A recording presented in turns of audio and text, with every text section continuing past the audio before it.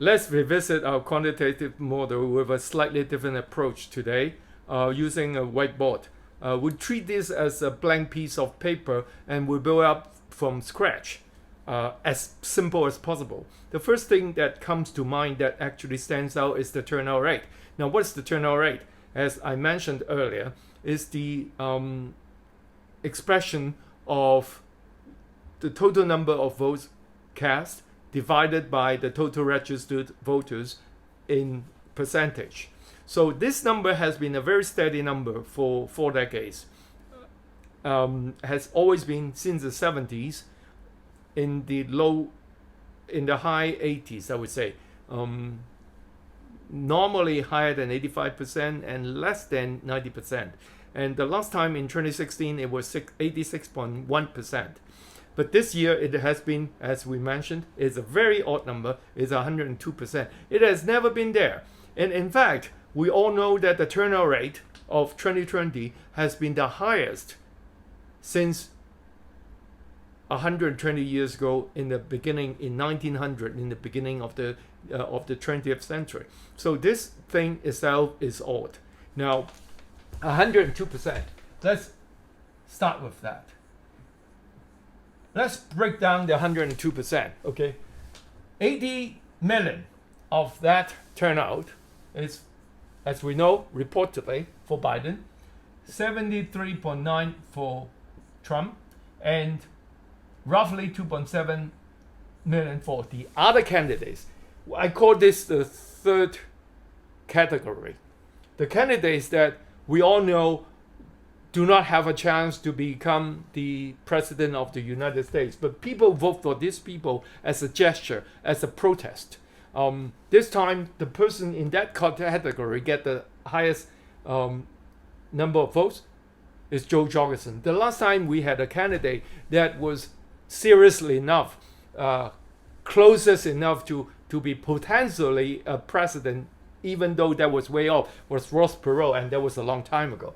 Okay, now the person that people actually recognize and sort of know her name is Joe Jorgensen. Let's call this category the third category, and this category in 2016 was much higher than 2.7 million. It's actually 7.7 million. So basically, what we see is a reduction of 5 million from that category. Let's say that category has to go somewhere else. Let's assume that we have a split between the two major parties, 50-50, that 5 million divided by 2. So Trump get 5 million, 2.5 million, and Biden get 2.5 million. And still, Trump seems to have improved a lot, right? Because he's the same candidate as we know. In 2016, he got 62.9 million. We all know that he has done much better. He's done 11 million better. He's improved by 11 million. Like we said, a golf game. If he's comparing to himself, he could have won the tournament. He actually got 11 million more than he got last time, the same candidate. Now, we say, okay, maybe among to break down this 11 million, maybe he got 2.5 from this third category, because that is a reduction of 5 million. And what else did he get? Say he got 2 million from legitimate new votes, people who never voted before, neither major parties or the other candidates, people who have never voted before. Now, I think we all agree that this number has to be a very small number, not going to be a large number, because the actual increase in the population is marginal. The actual increase in the eligible voters also marginal, and in fact, the number of registered voters actually has declined compared to 2016. So we just generously say Trump got 2 million from new votes, 2.5 from the third category, so that is 4.5 million. If Trump get 4.5 million from these two categories combined, then he still has to get something else to make it 11 million. And then by simple calculation, that something else is around 6 million, 6.5 million actually. So 6.5, 4.5, the total is 11 million. So Trump get 6.5 million somewhere else. And this can only be from one source, which is the so-called walkaways. The people who voted for Clinton before and in 2016. And 4 years later, they have changed their mind. They're going for Trump. Okay?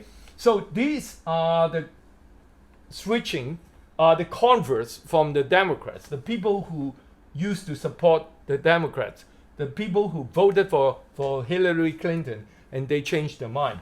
So that would make a total of 11 million. Now, if that's the case, let's go to the Biden number.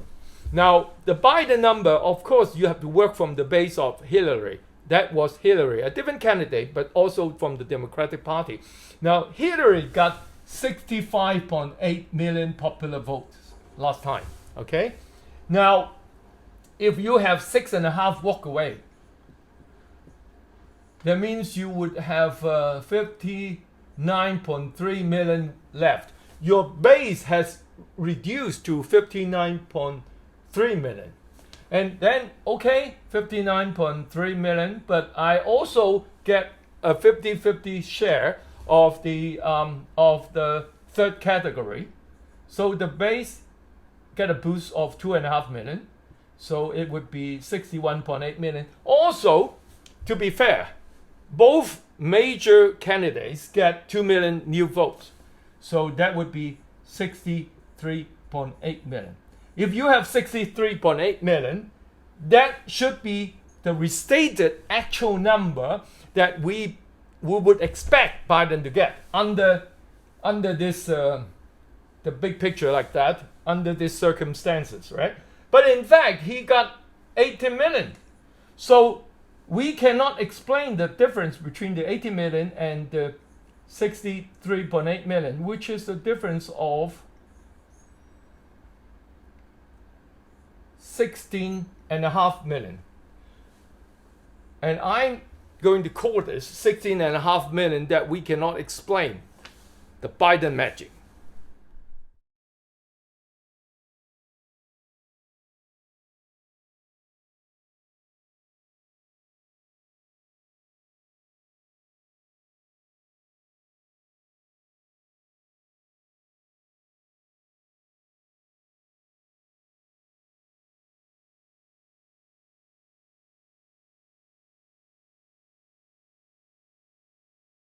Hard part, getting the majority leaders in a spot that he can't, I'm talking too much,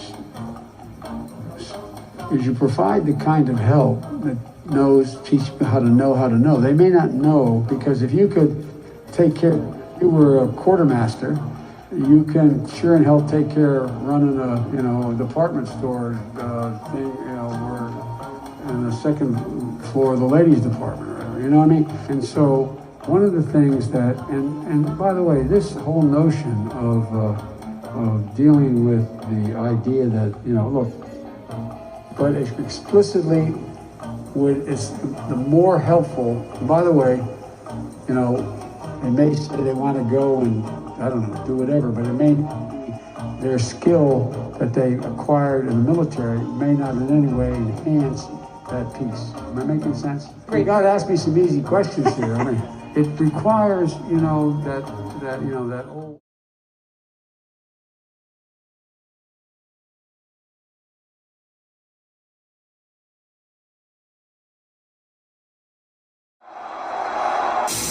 Ask a question.